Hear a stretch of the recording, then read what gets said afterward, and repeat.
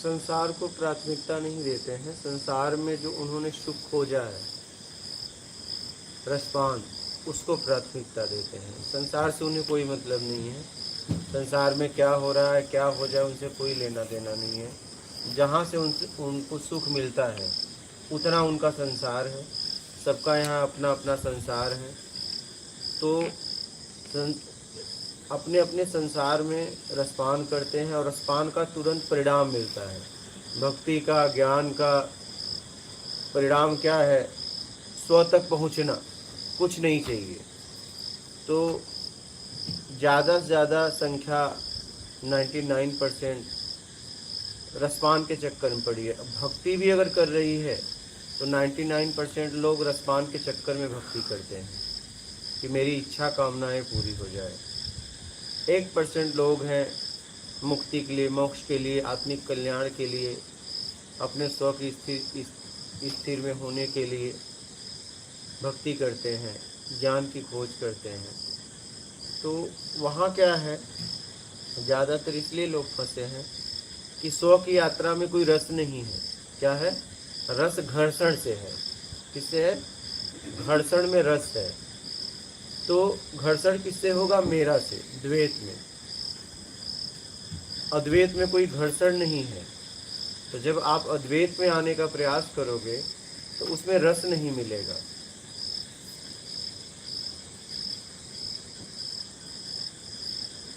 और आप घर्षण में रहोगे तो रस मिलेगा। तो ज़्यादातर लोग बाहर फंसे हुए हैं। तो ज़्यादातर लोग रसपान में फंसे हुए हैं। इस संसार में अपना एक संसार है, सब अपने अपने संसार में फंसे हुए हैं और सूझबूझ के साथ फंसे हैं। ऐसा नहीं है, ऐसा नहीं है। उन्हें पता है क्षणिक सुख है, लेकिन फिर भी उस क्षणिक सुख के लिए कुछ भी कर बैठते हैं। अच्छा ठीक है, रसपान भी अगर शब्द, दृश्य, गंध, रस, स्पर्श 5 इंद्रियों द्वारा हम रसपान करते हैं, उसकी अपनी ज़रूरत भी पूरी करते हैं। अगर व्यक्ति उसे भी ईमानदारी से भोगे तो भी मुक्ति से मोक्ष तक पहुँच जाएगा। रसपान भी अगर ईमानदारी से करे, चाहे वो कृष्ण हो, चाहे राम हो, चाहे बुद्ध हो, चाहे रामकृष्ण, जैसे रामकृष्ण परमहंस है वो भी विवाहित थे, गुरु नानक थे, कबीर थे, कई मतलब कितने महापुरुष का नाम लीजिए, उन्होंने खुद विवाह किया था। विवाह किया था, पुत्र पैदा हुए थे। इसका मतलब उन्होंने संबंध किया था। ठीक है, चाहे कृष्ण हो चाहे राम हो। ठीक है, कहने का तात्पर्य है कि आप इसे भी अगर ईमानदारी से करते तो भी मुक्ति मोक्ष हो जाता। लेकिन आप क्या है, बेईमानी से करते हो, बहलाते हो, फुसलाते हो। ठीक है, आप सामने वाले की इच्छा, बिना उसकी इच्छा नहीं है फिर भी आप करते हो। ये कहीं न कहीं बेईमानी है और ये बेईमानी आपको गिराती है। अगर आप ईमानदारी से ये भी करो तो आप मुक्ति से मोक्ष तक पहुंच जाओगे। शब्द, दृश्य, रस, गंध, स्पर्श, अगर ये आप ईमानदारी से करो तो भी आप मुक्ति से मोक्ष तक पहुंच जाओगे। आप बेईमानी से करते हो, चापलूसी करते हो। सबसे ज़्यादा हमारी अगर बेईमानी होती है तो बोल चाल में। हर वक्त हम अपने आप को सिद्ध करना चाहते हैं, मैं कुछ हूँ, मैं कुछ हूँ, हर वक्त सिद्ध करना चाहते हैं।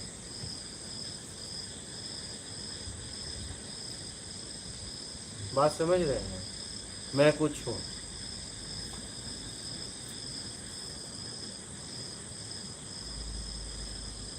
अब ज्ञान भक्ति की तरफ व्यक्ति बढ़ता है तो उसमें रस नहीं होता है, क्योंकि स्व की यात्रा है, कुछ नहीं चाहिए की यात्रा है। अकेले में घर्षण क्या होगा? इसलिए व्यक्ति संसार में भी नहीं, अपने बनाए हुए संसार में फंसा हुआ है और समझ के फंसा है। ऐसा नहीं कि वो फंस गया है, नहीं, बहुत सूझबूझ के साथ फंसा हुआ है, पूरी तैयारी से फंसा हुआ है। उसको फंसने में रस है, उसको फंसने में रस है। उसे पता है मैं फंसा हूँ, अपने आप को फंसा के रखा है। क्योंकि अगर समझ नहीं है तो फंस भी नहीं पाएगा। तो मंदबुद्धि होगा, बोध होगा, पागल होगा। तो पूरी तरह समझ के साथ फंसा हुआ है, मतलब अपने आप को खुद फंसा के रखा है।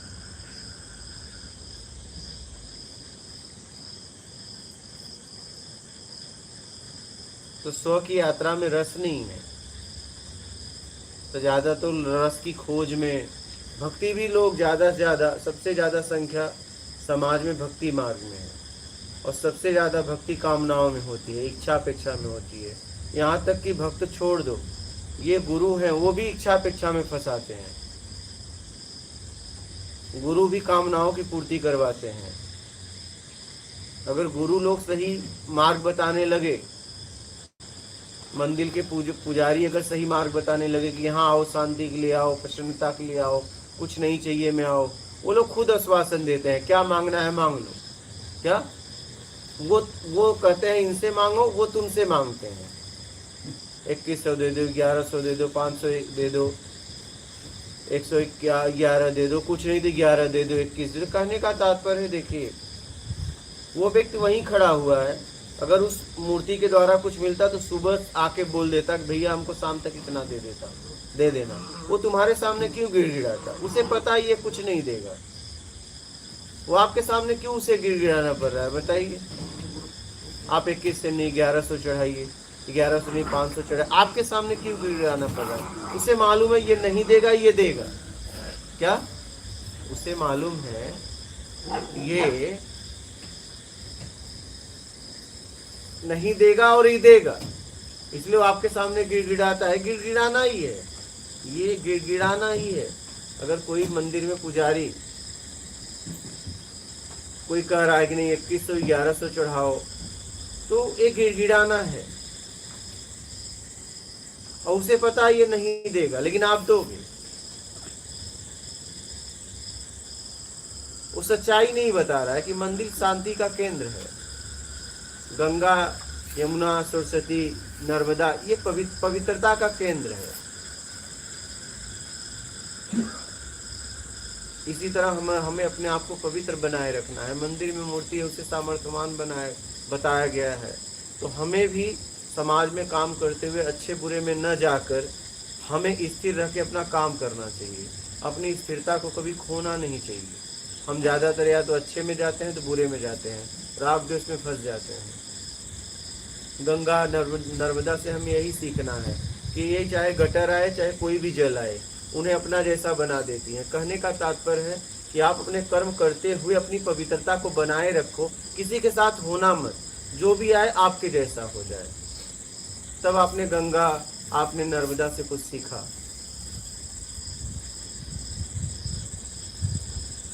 तो मंदिर शांति का केंद्र है, लेकिन आज व्यापार का 1 नंबर का अड्डा बना दिया गया।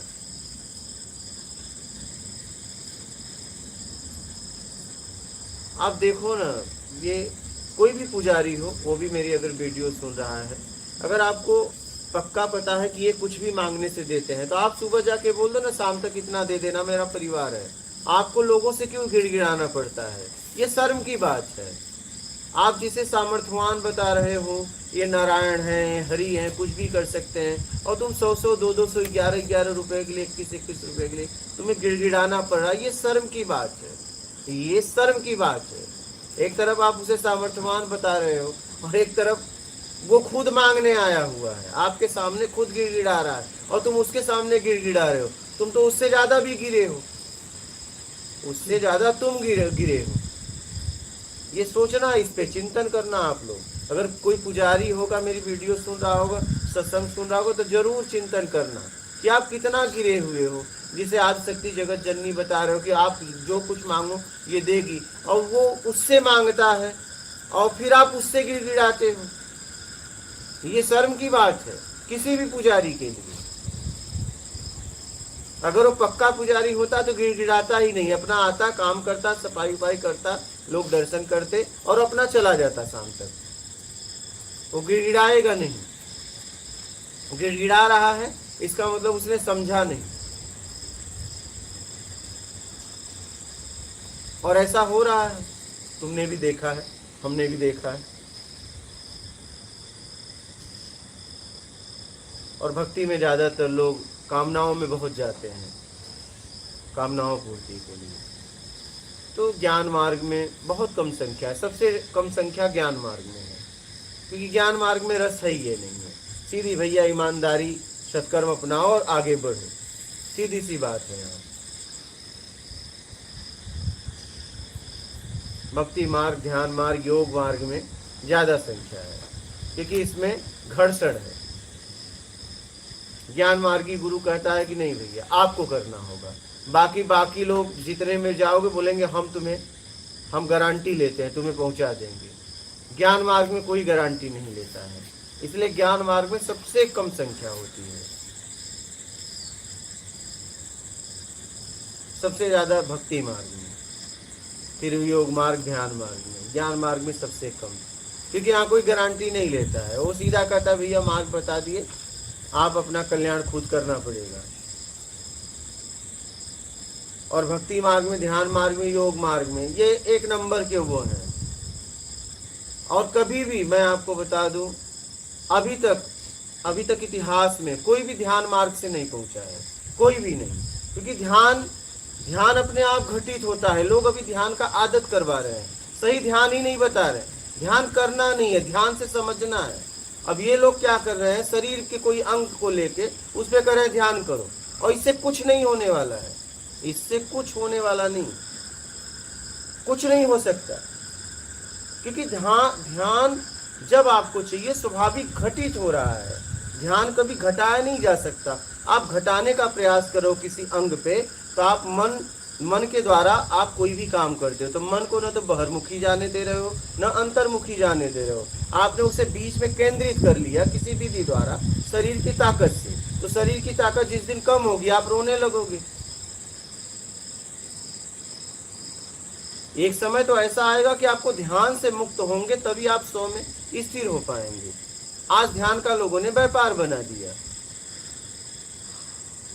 और इतिहास में कोई भी ध्यान से नहीं पहुंचा है, कोई भी नहीं। सब करते करते आखिरी में हठ योग में आ जाते हैं, कोई भी नहीं पहुंचा है। फिर भी ये एक नंबर का व्यापार का अड्डा बन गया है।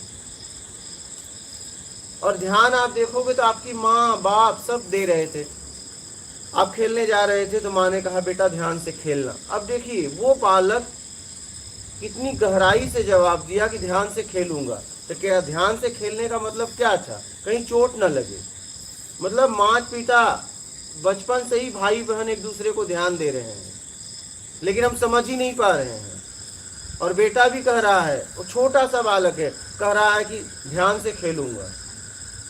वहां इशारा क्या किया जा रहा है, बताया क्या जा रहा है कि कहीं ऐसा खेलना मतलब चोट ना लगे।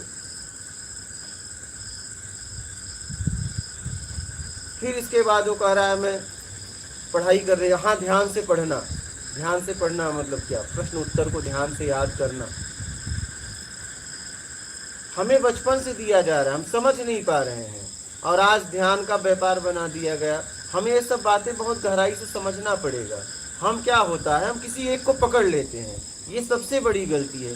जीवन में अगर कुछ पकड़ना है तो आप ज्ञान को पकड़ो बस, और किसी को मत पकड़ो, किसी व्यक्ति विशेष को पकड़ो ही मत। आपको जहां से ज्ञान मिले, जहां से आपका समझ स्तर उठे, वहां से लेके आगे बढ़ो। किसी व्यक्ति पिंड को पकड़ो ही मत, ये गलती करो ही मत। और यही गलती लोगों ने किया।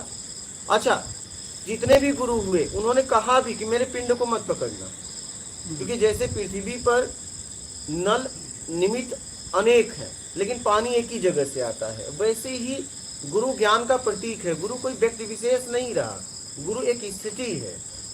शब्दों को लो, आगे बढ़ो, कहीं से भी मिले, किसी को मत पकड़ो, और अपनी समझ से समझो। हमारी सबसे बड़ी गलती है कि हमने नहीं समझा और इस टाइम मार देते हैं। पक्का हुआ कुछ नहीं, समझा, समझ में भी नहीं आया। आप अपनी समझ से समझो और उस पे काम करो।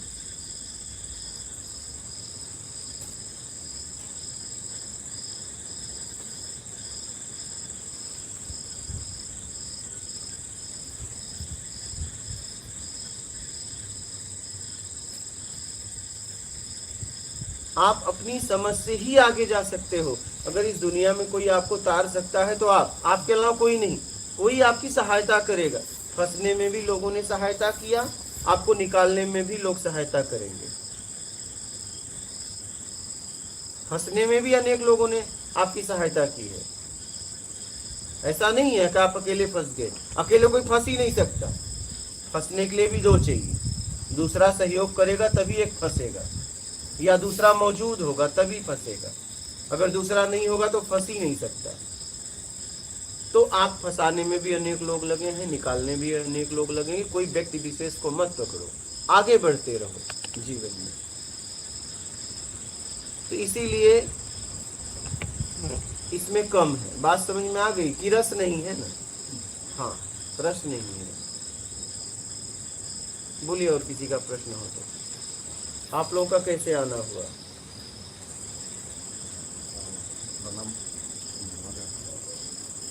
स्वामी जी, यूट्यूब पे मैं ओशो को वीडियो सुनता हूँ। अच्छा, उसमें आपका भी वीडियो आ गया।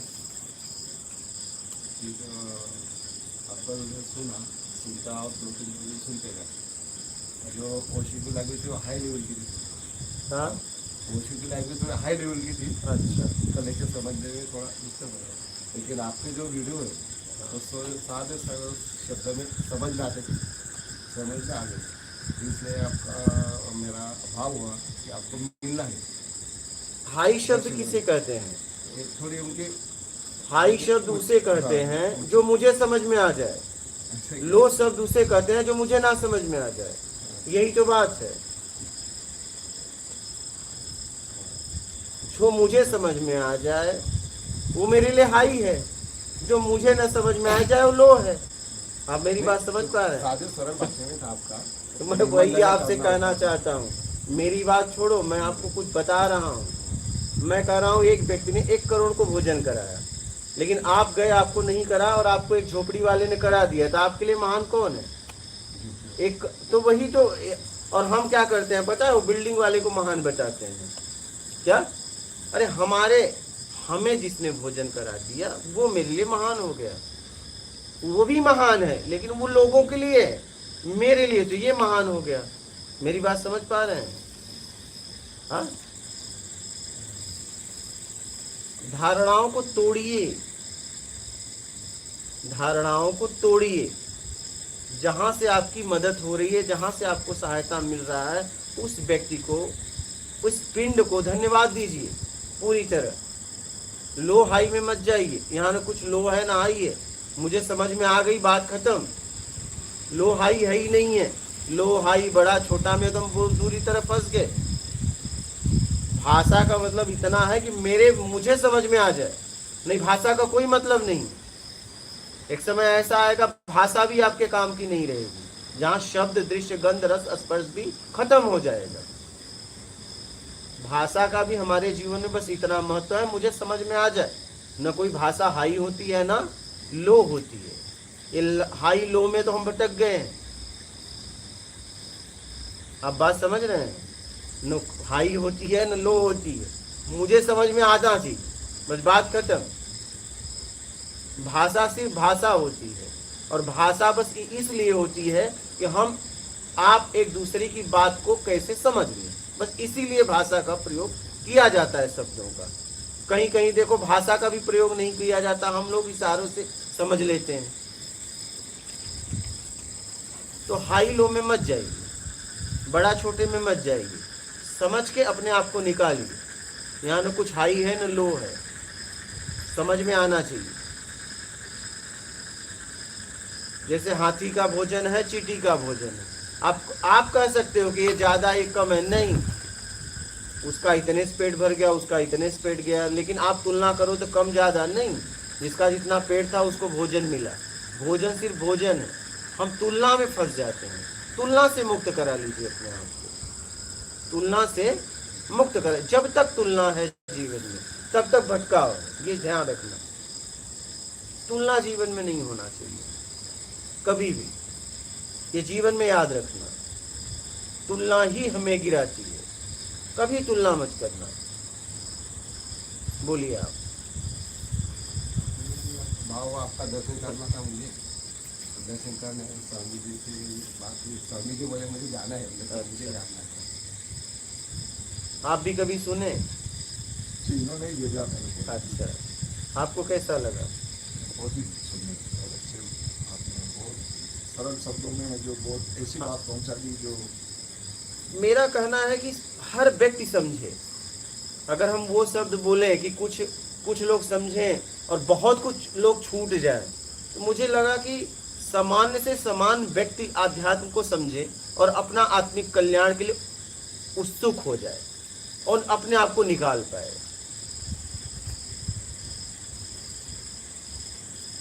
हमारा भाव ये है कि हर व्यक्ति समझे,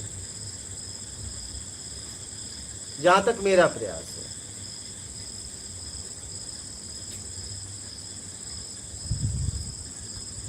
और बोलिए, और कुछ कहना चाहते हैं आप? ये जो मैं वाला भाव बहुत हद तक निकलता है, लेकिन वो कहाँ से वापस वो निकल के आ जाता है, बार बार निकल के आता है। जबकि हम काफ़ी निकाल चुके हैं, लेकिन मैं समझता हूँ कि कहीं से भी वापस उस जगह निकल के आता है। फिर हम अपने आप को कंट्रोल भी करते हैं, याद आती है कि नहीं ये इसमें मैं को वो याद रिमाइंड करा लेता है एकदम जब मैं का भाव आया नहीं, एकदम भी जाते हैं, लेकिन आता है। उसकी क्या ऐसा तरीका है जिससे हम इसको याद कर सकें, ये नहीं है, ये पीछे पड़ रहा है। हम आपको एकदम बारीकी से बता रहे हैं, बस कुछ बनने की इच्छा त्याग कर दीजिए, साथ छोड़ दो बनने की। बस मैं खड़ा ही नहीं हो सकता, उसे खड़ा भी करना चाहोगे तो भी खड़ा नहीं होगा। और जब तक आपके अंदर कुछ बनने की चाहत है, मान की इच्छा है, तब तक ये मैं है ही है, गया ही नहीं। क्या गया ही नहीं? आपके अनुकूल परिस्थितियां हैं इसलिए लग रहा है नहीं। जैसे ही आपके विपरीत परिस्थितियां बनेंगे वो आ जाएगा, वो पहले से मौजूद है, लेकिन आपकी अनुकूल परिस्थितियां थी, पता नहीं चल रहा था। जैसे ही विपरीत परिस्थितियां बनेंगी वो आ जाएगा। तो सर्वप्रथम अगर मैं को हमेशा के लिए इससे छुटकारा पाना चाहते हैं तो मान की इच्छा का त्याग कर दीजिए। जब भी मान की बात आए तो आप प्रक्रिया दीजिए, में नीचे बैठना हो चाहे ऊपर बैठना हो, मतलब प्रक्रिया ही मत दीजिए। कुछ बनने की इच्छा, मान की इच्छा से मैं है मतलब गया ही। जब तक ये है तब तक मैं है, क्योंकि कुछ बनने में ही तो मैं अहम मैं आया। और ये जब तक नहीं जाएगा, क्योंकि ये इसका बेस और आधार है। मैंपन कुछ बनने की इच्छा, मान की इच्छा। मान की इच्छा कब होती है? जब कुछ बनने की इच्छा होती है। अगर कुछ बनने की इच्छा हटा दो तो मान भी लेके क्या करेंगे? मान बढ़ाई लेके क्या करेंगे बताइए? तो कुछ बनने की इच्छा जब तक है तब तक ये खड़ा रहेगा, ये है ही है। आपके अनुकूल परिस्थितियां ऐसा लगता नहीं मैं तो गया है, लेकिन जैसे ही भी परिस्थितियां आएंगी वो तुरंत खड़ा हो जाए, क्योंकि वो पहले से मौजूद है। तो बनने की इच्छा का त्याग करिए बारीकी से। जब तक कुछ बनने की इच्छा है, चाहे कुछ भी, हाँ, आदमी फिर बाद में गुरु शिष्य में फंस जाता है। क्या? जब तक कुछ बनने की इच्छा है तब तक वो अहम मैं पड़ा हुआ है। उस समय आने पे आप उसे देख लेंगे, बाद में पछताएंगे। तो कुछ बनने की लालसा अंदर है, उसको हटा दीजिए। और ये आप ही कर सकते हैं, ये आप ही कर सकते हैं। और कुछ बनने में ही अहम मैं आया। अच्छा, बनते भी हैं दूसरों के लिए, अहम मैं अकेले आता भी नहीं है, वो किसी के सामने ही आएगा, वो मेरा में ही आएगा। आप अकेले जंगल में चले जाइए, वहां कोई अहम मैं काम नहीं करेगा। वहां कितना भी अहम मैं को लाओ, आएगा ही नहीं, क्योंकि वो मेरा में आता है। और हमारी बनने की इच्छा मेरा से हुई है। तो बनने की इच्छा आधार बेस है अहम मैं का। ये जब तक नहीं जाएगा तब तक अहम मैं नहीं जाने वाला है, क्योंकि आधार बेस यही है। तो आधार बेस को खत्म करिए, अहम मैं के पीछे कभी मत पड़िए, ये नहीं जाएगा। अगर आप इसके चक्कर में पड़ोगे तो जितना आप पढ़ोगे इतना ये ठोस होगा, मजबूत होगा। तो इसको हटाना है। ये कहां से तैयार हुआ है? बनने की इच्छा से। बनने की इच्छा का त्याग कर दो, अहम मैं खत्म हो जाएगा। बस इतनी सी बात है। तो अहम मैं के पीछे ना पड़िए, बनने की इच्छा का त्याग कर दीजिए, बस इतनी सी बात है। और ये बहुत बारीकी से आप कर सकते हो समझ के साथ, अगर आप चाहो तो।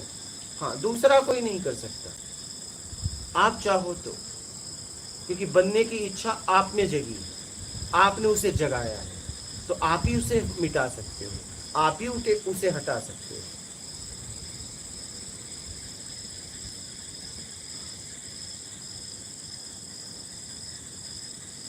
बोलिए।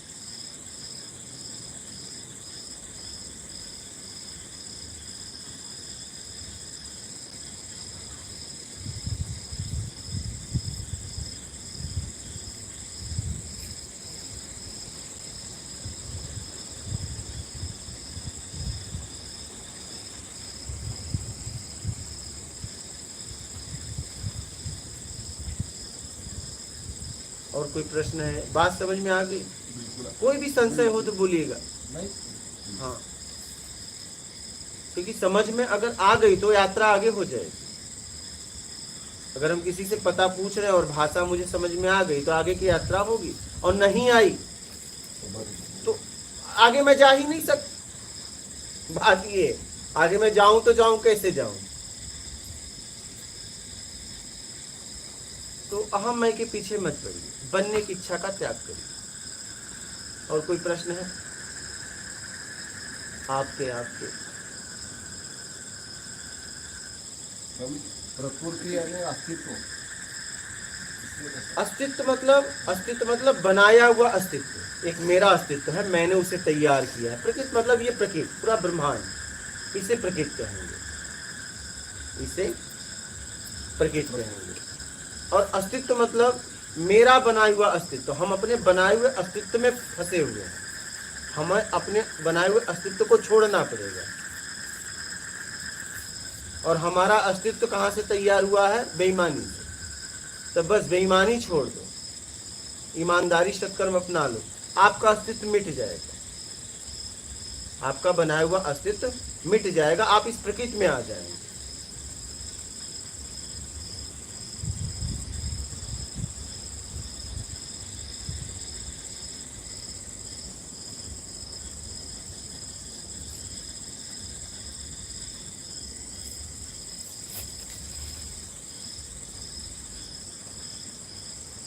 और हमें पता भी है हमने जो अस्तित्व बनाया वो नहीं रहेगा, ये भी पता है। ऐसा नहीं है नहीं पता है, पता है, सब पता है। यही तो बात है, सब पता है।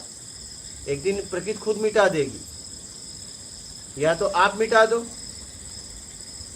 तब तो स्व तक पहुंच जाओगे। प्रकृति मिटाएगी तो फिर वही इच्छा अपेक्षा रहेगी, अगला शरीर फिर मिलने वाला है। और आपने मिटा दिया तो बात खत्म, स्व में स्थिर हो जाओगे आप। अब आपके हाथ में है, मिटेगा पक्का। क्या मिटेगा? पक्का।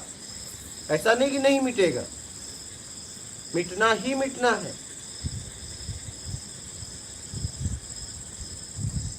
आप मिटा दीजिए मुक्ति, और प्रकृति मिटाएगी तो फिर वही जन्म मरण। अब आपके हाथ में है। और ये हमारा अस्तित्व खड़ा किस पे है? मान की इच्छा, बड़ा छोटा बनने की इच्छा, दिखावा, योग्यता से ज्यादा पाने की इच्छा। इसके अलावा हमारे पास कुछ नहीं है। ये चार हटा दो तो तुम खत्म।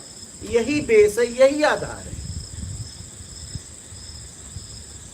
अगर ये हटा दो तो आप बस बात खत्म हो गए, स्व में स्थिर हो जाओगे। इसी पे तो आप खड़े हो, इसी पे तो आपका अस्तित्व टिका हुआ है। और ये चारों सबने पाला है, लेकिन बताते किसी से नहीं, बताने में शर्म आएगी। चारों हर व्यक्ति ने पाला है। अगर वो आनंद में नहीं है तो, अपने स्व में स्थिर नहीं है तो,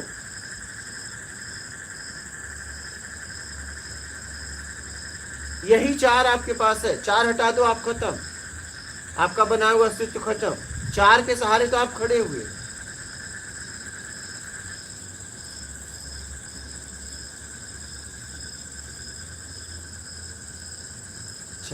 चार यही है, चार आपका आधार और बेस है।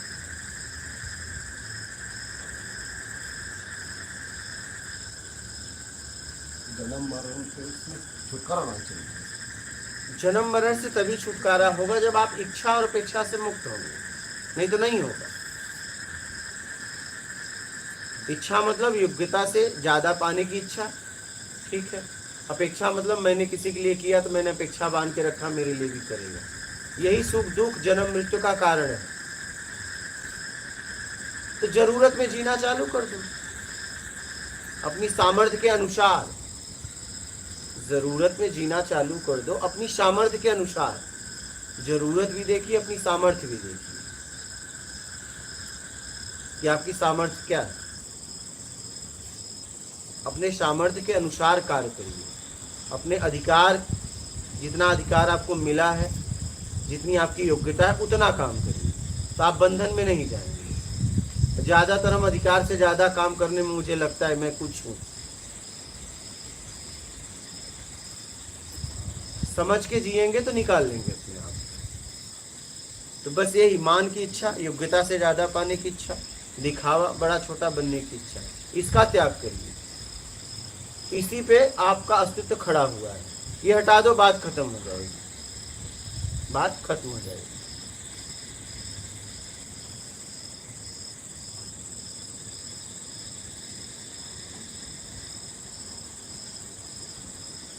और कोई प्रश्न है आपके? कुछ कहना चाहें तो बोलिए। और किसी के प्रश्न है? गुरुजी, स्वयं पर अनुशासन कैसे? स्वयं पे अनुशासन, तो जितना आपको बताया गया है, जितना आपको बताया गया है उतना पालन करिए। जब से यहाँ बताया गया है, अनुशासन का मतलब मुझे किसी ने सिखाया। अनुशासन हम कब करेंगे? जब सीखे रहेंगे। तो जितना आपको बताया जा रहा है उसका पालन करिए। दोष देखने वाला दोषी, अपने काम में लग जाओ पूरी तरह। जो चाहिए उसके लिए काम करो।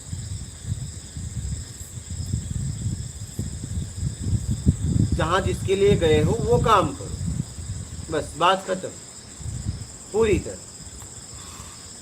ज्यादातर होता है कि हम जाते किसी और के लिए, करने कुछ और लगते हैं, और यही हमारी सबसे बड़ी भूल हो जाती है। आप जिस लिए गए हो उसके अलावा कोई बातचीत ना करो,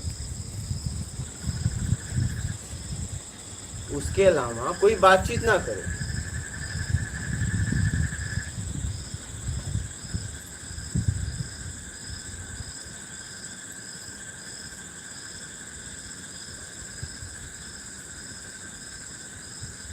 और कोई प्रश्न है? लीजिए लाइव। सार्थक आत्मज्ञान कैसा पाया जाता है? जितना पाया है छोड़ दो। आत्म को ज्ञान पहले से मौजूद है। तो आत्मा को ज्ञान पहले से मौजूद है, मौजूद तो यह ज्ञान के लिए कहाँ से आ गया? उसने धारण किया है। पूर्ण अपने आप को अपूर्ण से पूर्ण करना चाहता है, यही उसकी अपूर्णता। नहीं, ज्ञान का हमने कहाँ से ढूंढ ली? लोगों से। आप अज्ञानता कैसे हुई? ये मैं और है, ठीक है संसार है। तो हम क्या हुआ? है परिवर्तनशील है, मैं स्थिर है, दृष्टा है, दो मैं, एक अहम मैं, एक परम सत्य मैं। इसलिए मेरा में बात हो रही, इसलिए उसे मैं कहना पड़ रहा है, मैं का संबोधन देना पड़ रहा है, नहीं इसलिए कि उसे मैं कहने की भी जरूरत नहीं है। लेकिन अब बातचीत को आगे बढ़ाने के लिए व्यवहारिकता में उसे मैं बोलना पड़ेगा, ठीक है। तो है परिवर्तनशील है, तो हम क्या करते हैं? है पूरा ब्रह्मांड है, तो जिस है से हमें सुख मिलता है उसे हम स्थिर करना चाहते हैं, उसमें हम फंस जाते हैं। उसमें हम वो करते हैं जो हमें नहीं करना चाहिए। हमें पता है ये गलत है, फिर भी चलो कर देते हैं, इसमें फंस जाता है। तो उसमें रस है, तो फिर फंसेगा ना बंदा। रस में क्या ध्यान देगा? किसमें? है में जो परिवर्तनशील है, रस उसने पैदा किया है। अगर आप देखोगे तो रस उसने पैदा किया है। मैं आपको बता रहा हूँ, इसे समझिएगा। एक व्यक्ति को भोजन दिया गया, वो व्यक्ति भोजन करने बैठ गया। उसको सामने ले उसने पूछा कि ये भोजन किसने बनाया? उसने कहा कि आपका जिसके प्रति प्रेम है उसने बनाया। और जैसे ही भोजन का एक कवर खाया, वो कितना उसे प्रिय लगा होगा। लेकिन उसका एक हितैषी तुरंत आया और बोला ये तुम्हारे शत्रु के यहाँ का है, अब बताओ वो भोजन अब रस देगा? नहीं देगा। ठीक है, अब ऐसा होगा कि एक और खाया उसे उल्टी कर दे, और फिर उसका करीबी, उससे भी करीबी व्यक्ति आया, बोला क्यों मजाक कर रहे हो, उसी ने बनाया। फिर देखिए वही भोजन रस देने लगा। तो बताइए भोजन में रस था कि समझ में रस था? समझ में। बस रस समझ में, भोजन में नहीं, शरीर में नहीं। वही एक दूसरे के लिए जान दे सकते थे, लेकिन नहीं जमा तो एक दूसरे के जान ले सकते हैं। और अब वही शरीर रस दे रहा था, अब वही शरीर दुख दे रहा है। ऐसा हुआ है कि नहीं हुआ? कैसे? शरीर भी वही, तुम भी वही, रस क्यों मिलना बंद हो गया? समझ में रस, इसमें समझ, उसी से रस मिल रहा था, अब उसी से रस नहीं मिल रहा। तो वो समझ, तो मैं ही तो समझ रही हूँ ना, वो क्या वो टेम्परेरी है क्या वो समझ? क्या? तो मेरे को जो रस मिल रहा था वो मेरी समझ में था। रस बाहर का सब बदलता रहता है, वो समझ टिकेगा नहीं, क्योंकि बाहर का सब बदलता रहता है, परिवर्तनशील है। तो आपकी समझ भी परिवर्तनशील है। जैसे जैसे वहां परिवर्तन होगा, वैसे वैसे आपकी समझ भी परिवर्तन होगा। यही तो बात। इससे परिवर्तन मुझे क्या समझना है? ये परिवर्तनशील है तो इसमें रस ना लूं, क्या समझना है मुझे वहाँ? मुझे रस लेने में जाना है, न तो छोड़ने में जाना है। मुझे जीवन का सदुपयोग करते हुए मुझे निकल लेना है। सीधी सी बात है। दो रास्ते हैं जीने के लिए, एक सदुपयोग, एक दुरुपयोग। दुरुपयोग बंधन है, सदुपयोग मुक्ति है। बस बात खत्म। मुझे जीवन जीते हुए निकल जाना है। मुझे न रस छोड़ने में जाना है, न पकड़ने में जाना है, क्योंकि दोनों बंधन हो जाएंगे। मुझे सिर्फ अपना काम करते हुए निकलना है, बस बात खत्म। तो समझ में रस है। कहाँ? समझ में। बात समझ में आ रही है ना? समझ में रस है। तो मतलब हमें वहाँ पे क्या ये समझदारी रखनी है, उसमें लिप्त नहीं होना है, उसका उपयोग तो करना है। बस मुझे उपयोग करना है। उपयोग में सदुपयोग, सदुपयोग करना। दुरुपयोग नहीं। दुरुपयोग बंधन, सदुपयोग। आंखों को कोई रस भा गया तो उसको क्या सदुपयोग मतलब? आंखों को कैसा रस भाएगा? कोई दृश्य का। तो देखिए वो दृश्य जीवंत है, जिंदा है, कोई चित्र है, और वो चित्र आप उससे रस ले रहे हो, तो क्या वो भी आपसे रस ले पा रहा है? पता चला आप तो रस ले रहे हो और पता चला उसे घुटन हो रही है, तो ये बंधन है, क्योंकि वो अंदर अंदर आपको अभिशाप देगा, तो आपके बंधन का कारण बन जाएगा। आप जिस दृश्य को देख रहे हो, आप देखिए कि वो भी आपको, आप देख रहे हो, वो भी आपको ऐसा भाव है कि वो आप उसे देखो। पता चला वो अनदेखा कर रहा है, घुटन हो रही है, तो वो रस लेना आपके लिए बंधन, क्योंकि सामने वाला तैयार नहीं, सामने वाला तैयार नहीं। जैसे मान लीजिए कई घटनाएं होती हैं, हम जीवन में, आपने भी यात्रा की, हमने भी किया। जैसे एक छोटा सा बालक है, माँ दूध पिलाती, उस समय वो नहीं चाहती कि ब्रह्मांड में उसका कोई स्तन देखे, लेकिन कई बेवकूफ लोग क्या करते हैं कि वो मुंह न मोड़ के उसी तरफ देखते हैं। अब बच्चों को दूध पिलाना बहुत अनिवार्य है, सबसे जरूरी है। अब जितने लोग उसको देख रहे हैं, वो अंदर से उसके लिए बद्दुआ निकल रही है, और उस समय वो माँ है, परिपूर्ण है, और वो शराब फिर उसे बंधन का कारण बन जाएगा, उसे खा जाएगा। लेकिन ये लोग समझ नहीं पाते। ऐसी घटना हमारे सामने आई है, नहीं आई है, आती, लेकिन वो माँ विवश है, छुप के पिला रही है, लेकिन लोग उसकी तरफ देख रहे हैं, वो सबको देख रही है। क्या? वो सबको देख रही, कौन से किस निगाह से उसे देख रहा है। उस समय वो हर व्यक्ति को श्राप दे रही है, क्योंकि वो नहीं चाहती मुझे कोई इस समय देखे।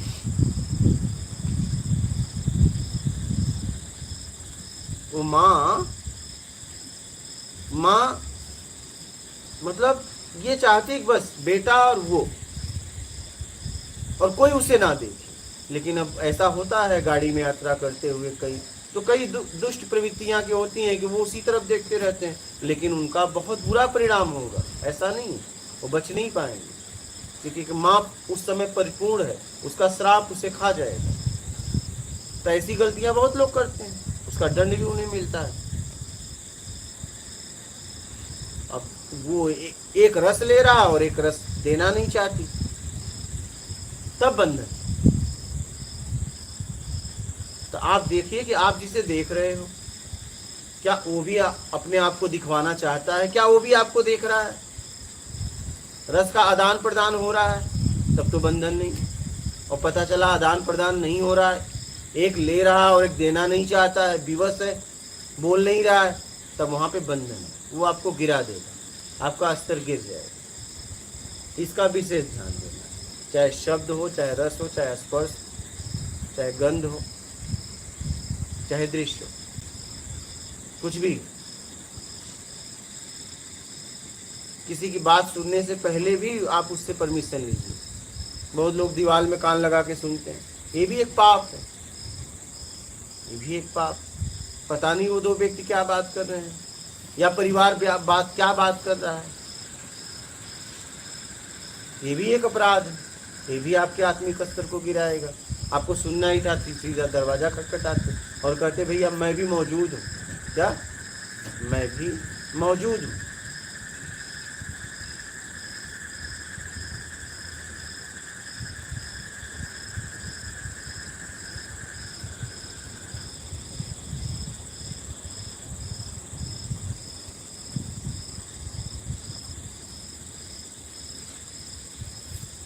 बोलिए।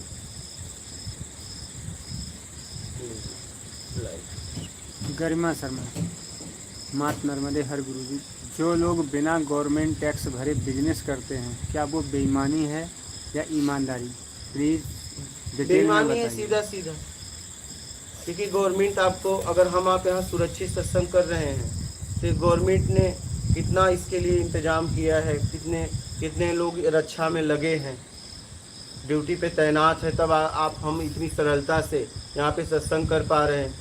सीमा पे कितने लोग रक्षा में खड़े हुए हैं ना, तैनात है, तभी हम यहाँ शांति से सत्संग कर पा रहे हैं। तो आप उनका पेमेंट कहाँ से आएगा? जब आप टैक्स भरोगे तभी ना वहाँ से दिया जाएगा। तो मेरी समझ से तो एकदम भरना चाहिए, नहीं तो बेईमानी है, उससे आपका स्तर गिरेगा। दीपा शर्मा, गुरुजी जन्म किसका होता है और मृत्यु किसकी होती है? इच्छा और अपेक्षा का जन्म मृत्यु है। कीर्ति, क्या अपने आप में शांत बैठना भी अभ्यास है? अब किस भाव से आप शांत बैठे हो वो देखना पड़ेगा।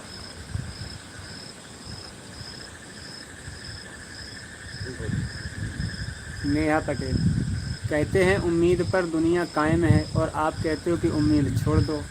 कृपा करके समझाएं उम्मीद क्या है, उम्मीद हम क्यों करते हैं और उम्मीद छोड़ने का मतलब क्या है?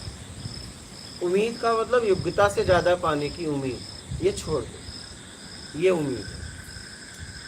विवेक यादव, प्रणाम गुरुजी। क्या आत्मज्ञान की इच्छा भी इच्छा है और परमात्मा को पाने की इच्छा भी इच्छा है? कृपया इस पर प्रकाश डालें। नहीं। दीपा शर्मा, यात्रा किसकी है, जीव की या आत्मा की?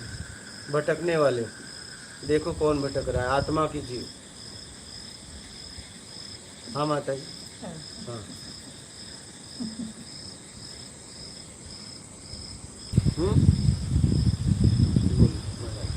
नेहा पटेल, आप कहते हैं कि इच्छाओं से मुक्त हो, तो क्या इच्छा जीवन को प्रवाह नहीं देती? अगर हम इच्छा से मुक्त हों तो कुछ करना भी नहीं होगा, तो क्या जीवन रुक नहीं जाएगा? इच्छा को समझिए, योग्यता से ज़्यादा पाना इच्छा है, जरूरत में जीना इच्छा नहीं है। ये पशु पक्षी भी जीते हैं, देखो भोजन करते हैं, भोग करते हैं। आप कभी बोलते हो कि इच्छा में जी रहे हैं? नहीं, जरूरत में जीना इच्छा नहीं। जब मान के लिए आपको चाहिए वो इच्छा है।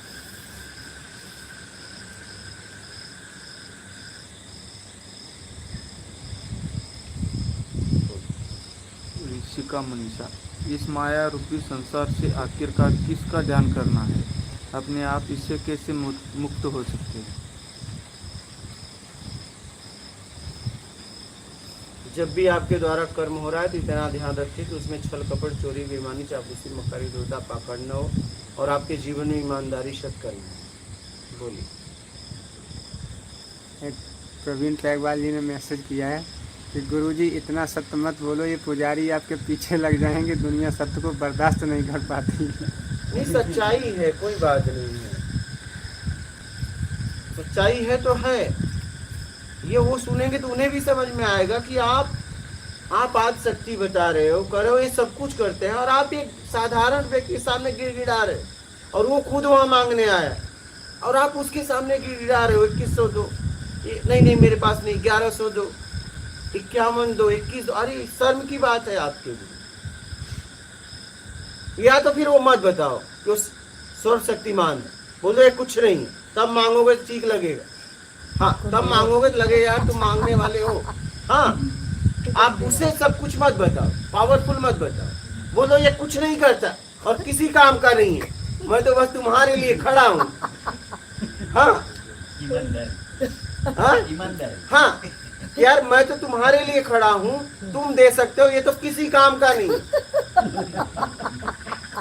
हाँ, ये किसी काम का नहीं है कि मैं इतना सालों से इसकी मेरे पूर्वज तक सेवा कर रहे हैं, लेकिन आज का गरीब मैं बना और मेरे से ज्यादा पापी लोग धनवान हो गए और आज तक मैं भिखारी का भिखारी ही रहा। ये ऐसा निठल्ला मेरा इष्ट है क्या? आप बोलो ना उसे। मांगने में भी सच्चाई होना चाहिए। आप कह रहे हो सर्वशक्तिमान है, करो 21 रुपया दो। अरे यार शर्म नहीं आ रही है तुम्हें? 2100 दो, 1100 दो, 151 दो, शर्म नहीं आ रही है? उसे सर्वशक्तिमान सुबह आए बोल दिए होते शाम तक मुझे इतना दे देना। नहीं, हाँ बताओ। और आप उसे लाखों का आश्वासन दे रहे हो, 200-400-500 रुपया उससे मांग रहे हो, 1000 रुपया उससे मांग रहे हो और उसे लाखों करोड़ों का आश्वासन दे रहे हो कि जाओ मैं इनके द्वारा काम करवा दूंगा। तो ये शर्म की बात है। या तो आप सीधा कह दो यार किसी काम का नहीं है, हमारे पूर्वज भी फंस गए इसके चक्कर में, मैं भी फंस गया, गरीब का गरीब ही रहा, आज तक मैं भीख ही मांग रहा हूँ हर आने वालों व्यक्ति से, और तुम पहले नहीं हो, पता नहीं तुमसे पहले मैं कितने से सुबह से मांग चुका और शाम तक मांगूंगा कि तू 11 चढ़ा, 21 चढ़ा, 51 चढ़ा, 100। ये तुम पहले आदमी नहीं हो भाई, मैं सुबह से शाम तक यही काम करता हूँ, लेकिन आज तक मेरा पेट नहीं भरा। हर आदमी, आने वाले आदमी को मैं यही कहता हूँ कि जो तुम्हारी इच्छा हो मांग लो और तुम मुझे इतना चढ़ाओ। ये तुम पहले व्यक्ति नहीं, मेरा काम ही यही, और ये किसी काम का नहीं। तुम किसी काम के हो क्या? तुम किसी काम के मुझे लग रहे हो क्योंकि तुम करोड़ों के चक्कर में तो 1000 रुपया दे ही दोगे। हाँ हाँ, प्रयागराज गए थे, वहाँ पे शिवलिंग था वहाँ पे, और हम चले, दूध की बाल्टियाँ रखी, मतलब दूध थोड़ा सा डाल के ऐसे बाल्टियाँ रखी, तो हमने लोटा लिया, हमने कहा चलो चढ़ाते हैं हमने। तो पंडित जी आए, बोले अरे ऐसे नहीं चढ़ानी। तो मैंने कहा फिर क्या करना? कह रहा मैं चढ़वाता हूँ। मैं कहा ये कैसे तरीके से चढ़वाएगा? आया ओम त्र्यंबकम यजामहे, मैं कहा खरा मत, बोला लाओ जी 101 रुपया। मैंने कहा अरे दूध खरीदेंगे तो कितने पैकेट आ जाते हैं तो और दोनों चढ़ा 101 रुपया, उसने मान ही रखा था, 1 लोटा दूध चढ़ा था और कह रहा धीरे धीरे चढ़ाना, जब तक मंत्र पूरा ना आए तो धीरे धीरे ऐसे ऐसे ढक करके डालना। बिल्कुल सही बात है।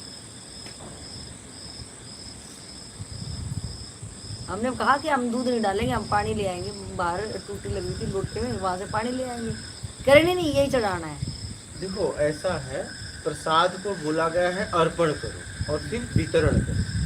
तो आप देखिए कि शिवलिंग पे वो अर्घा बना, मतलब आप दूध चढ़ा के और वहां से लेके प्रसाद रूपी बांट सकते हैं।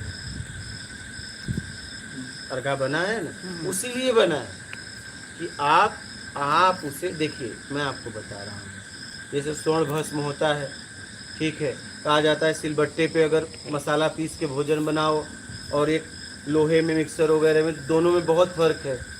तो उस पे चढ़ाया हुआ दूध वो अलग ही कुछ पत्थर होता है, ठीक है, उस पे चढ़ाया हुआ दूध पियोगे कुछ अलग ही काम करेगा। कुछ ऐसा नहीं, कुछ लॉजिक है, हम लोग समझ नहीं पाए। हम लोग समझ नहीं पाए। प्रसाद वितरण करने से मानवता हमारे अंदर जगती है, तो उसमें कुछ बात थी, लेकिन हमने क्या किया, वो नाली में लगा दिया। हमारी गलती ये हो गई कि उसको हमने नाली में लगा दिया, उस पे चढ़ाया हुआ। पहले आपको पता है, पहले लोग नदियों में पैसा डालते थे, क्या कुछ इच्छा के लिए? नहीं, नदियों का लोग पानी पीते थे, तो वो पानी धातु चला जाए, धातु का पानी मिलेगा तो उससे हमारे शरीर को पौष्टिक मिलेगा। इसीलिए नदियों में पैसा डाला जाता था कि लोग पहले, हाँ, तांबा ये सब डालते थे। क्यों डालते थे पता है? लोहा भी डालते थे। क्यों डालते थे? क्योंकि इसका मुझे पानी मिले, तत्व मिलेगा, इसलिए डालते थे। पहले सोने और चांदी की मुद्राएं हाँ, होती थी, तो डाल देते थे, तो उससे जो है पानी में शुद्धता तो हम आती पीते थे ना उसका पानी। अब नल लग गया, लेकिन अभी भी लोग डाल रहे हैं। अरे भैया, जरूरतमंद को दे दो ना, नदी को क्या पैसे की जरूरत है? तब डालते थे, कोई लॉजिक था, कोई आधार था। तो वो क्या हुआ, गांठ मार ली। अब तो आप नल से पी रहे हो, तो नल में डालो, मटके में डालो ना, मटके में डालिए, मटके में डालिए, तांबा डालिए, सोना डालिए, उसका पानी पीजिए, लाभ करेगा। हाँ, राजा लोग तो सोने गिलास में पीते ना, ठीक। चांदी गिलास। कहने का मतलब है, समझ का उपयोग करिए। बोलिए। पूर्वा, जैसा है वैसा देखने की स्थिति में कैसे आए? बस उम्मीद छोड़ दो, बात खत्म, जैसा है वैसा दिखेगा।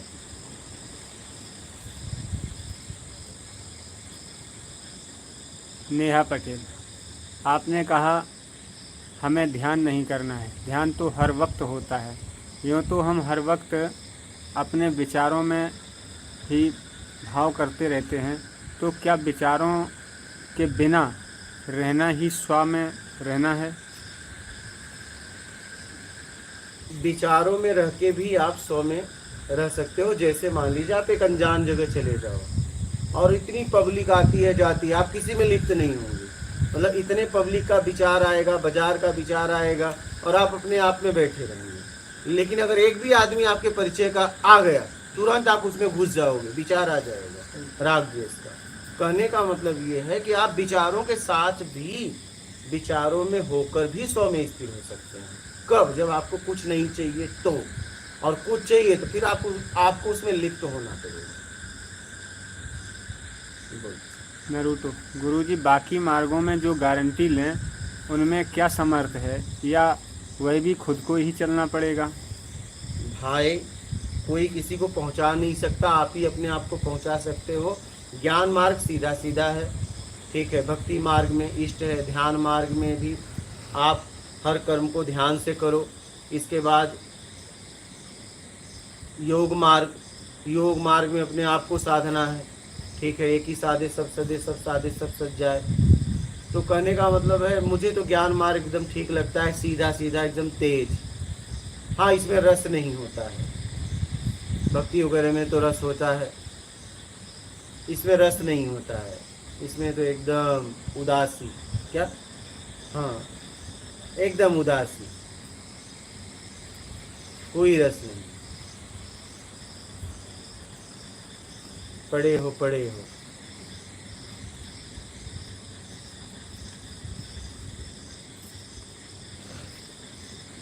बोलिए। नरूटो, गुरुजी, कंट्रोल करने में ये चार चीज़ें प्रबल कैसे होती हैं? कंट्रोल करने की क्या जरूरत है, छोड़ दीजिए।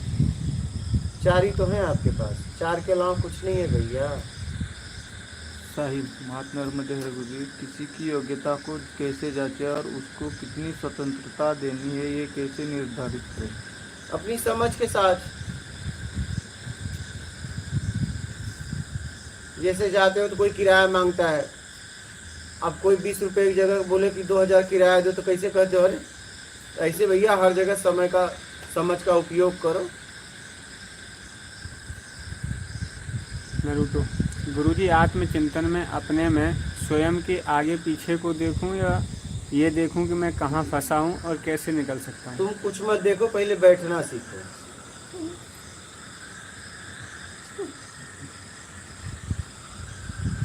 अब बैठना सीखना जरूरी है, पहले बैठना सीखो। जब 3-4 महीना ऐसे जैसे बैठ रहे हो, तो 3-4 महीना बैठोगे लगातार, तब जाके कुछ समझ में आएगा।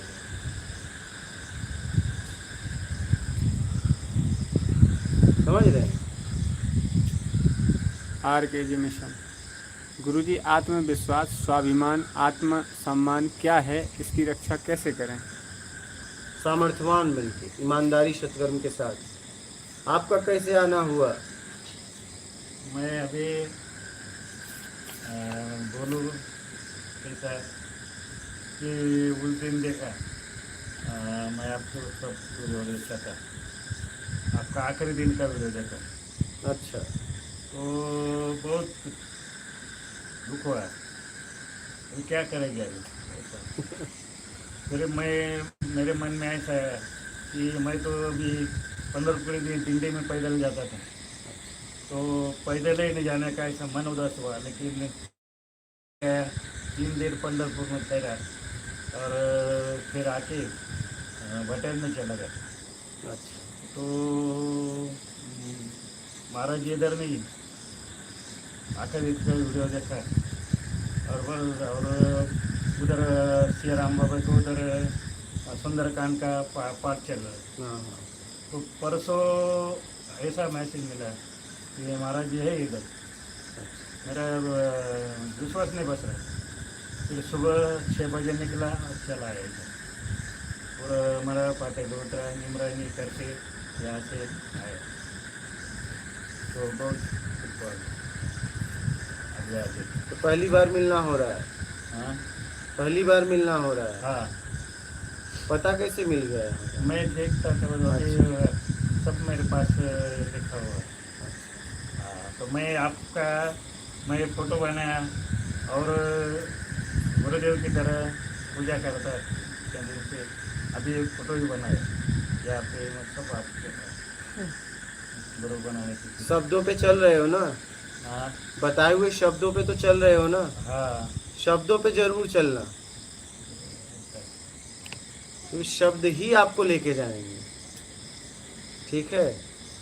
एक एक शब्दों पे ध्यान रखना और शब्दों के गहराई में उतरना, उसमें जीना। शब्दों में जीना ही साधना है। ठीक है? अभी आ रहा है। मैं अभी उधर अचानक समझा मैं सच्ची है महाराज जी उधर, फिर उधर जाके सुंदरकांड करके मैं इधर आने वाला। चलो ठीक है, समझ के आगे बढ़ो। हाँ बोलो। और कोई प्रश्न है?